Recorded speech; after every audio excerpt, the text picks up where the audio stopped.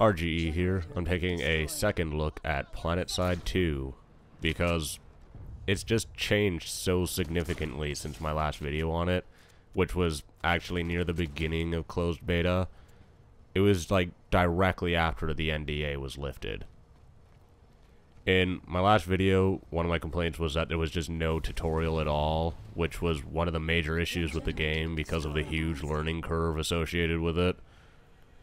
There is sort of a tutorial now that literally everyone just decides to skip or refuses to acknowledge its existence, I guess. And it's because they don't read anything on the launcher. Like, when you go to launch the game, it opens up a launcher to patch the game. And there's a tutorial video there that no one watches.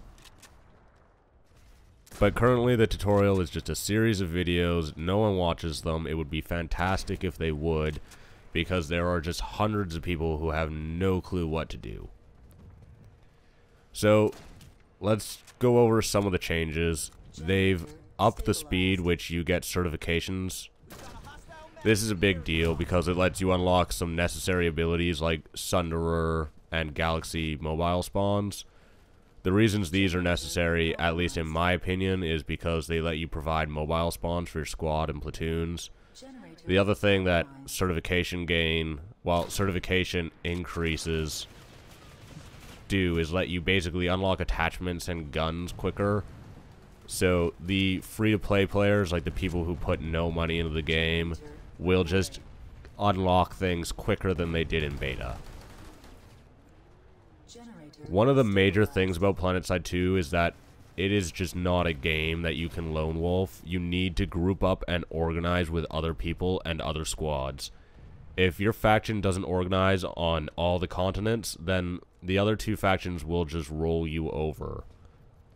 Now, losing territory didn't used to be a big deal because there wasn't really a major objective to the game besides make the filthy Vanu scum and those bastardous NC hippies pay for their insolence. Now they've added in continent conquering. If you capture every territory on a continent, then your faction gets a boost to resource and equipment costs. God, I should have worded that differently. You get a boost to resource gain, and you get a reduction in equipment costs. Equipment is just like vehicles, so like airplanes, galaxies, sunderers, flashes, just vehicles.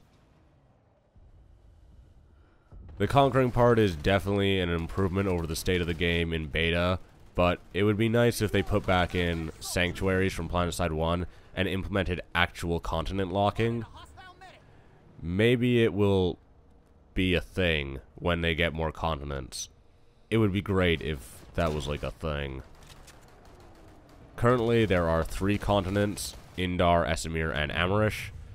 Esamir is basically a frozen wasteland. Indar and Amarish, though, are sort of similar, which is a little disappointing. Parts of Indar are dried up ocean beds and deserts, but the other parts are still hilly forests. Amarish is a forested, hilly, and mountainous continent. Both Indar and Amarish are gorgeous looking, but they look sort of the same. Actually, all 3 continents are great looking, mostly because they're just so large and expansive.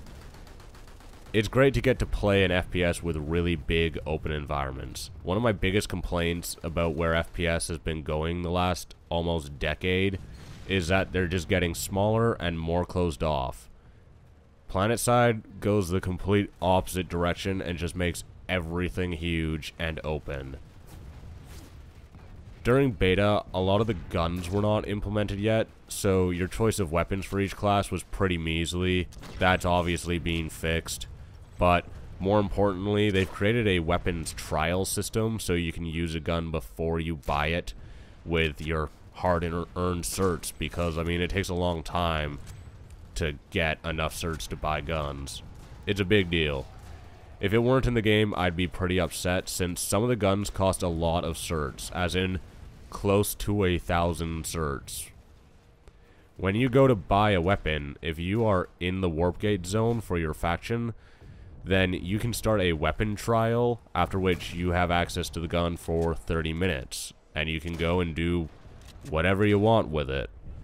The reason this is really important is because some of the guns, even if they're in the same category of weapon, for example sniper rifles, have pretty significant differences in purpose. For example, one of the sniper rifles I have has a maximum zoom in of 4x, while most others go to 12x. The sniper that is capped at 4x, though, is really useful because of the huge damage it does in a single shot, and its really fast reload speed. It's good for when you infiltrate a facility and need to make medium-range, accurate shots quickly. All of the 12x bolt-action snipers, though, are slower at making a second shot, and all of the snipers are slower on reloads.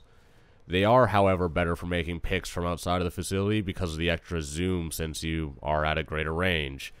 If you didn't have the weapon trials, you would never know how the guns handle and never figure out their intended use until after you bought the gun. So you would just buy guns that you would never use. It would suck.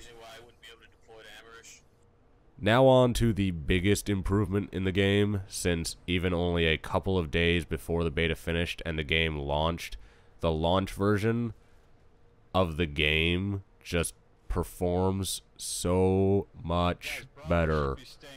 I may be still only running it on medium, but the frame rate is much more consistent than it was compared to 3 days before launch. I doubt weaker systems can still run this game because of how much of a CPU hog it is, but if you could run it in beta, I bet it runs a lot smoother now than it did before. The game is still a huge resource hog, and I don't know how you would ever get around that, with there just being dozens of vehicles and hundreds of people in a single battle, and even sometimes on screen.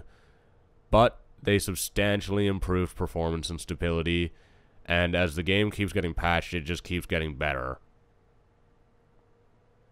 Planetside 2 in its current state is a great game, and one of the best FPSs of the year for me. Certainly better than anything that Call of Duty or Battlefield have offered in the last few years. The mechanics may not be innovative, but they certainly have been improved on from what COD or Battlefield does. The game is gorgeous, even if you can't run it on the highest graphic settings, and it's largely due to the environments. The huge environments provide just an awesome gameplay experience as well, that just isn't matched by any other FPS, and it's because of the planning and organization part of the game. I know that the gameplay experience... I know that 13-year-old COD kids probably don't have the patience to deal with Planetside 2, but as someone who has been looking for a game where you actually communicate and plan out what you're going to do with your team, I love Planetside 2. Yeah, there are a lot of times when I'm just sitting in a Sunderer, waiting for the tank column to move ahead and clear out a ravine so I can safely deploy the spawn point, and that may be boring to some, but it also isn't an experience you get from any other FPS. Planetside 2 is basically the best AAA FPS of the last several years, and hell, it's even free to play. If you've got a good gaming PC, I highly suggest you download it, watch the tutorial videos, dust off your headset, and go join a platoon, as long as you're going to play Terran Republic.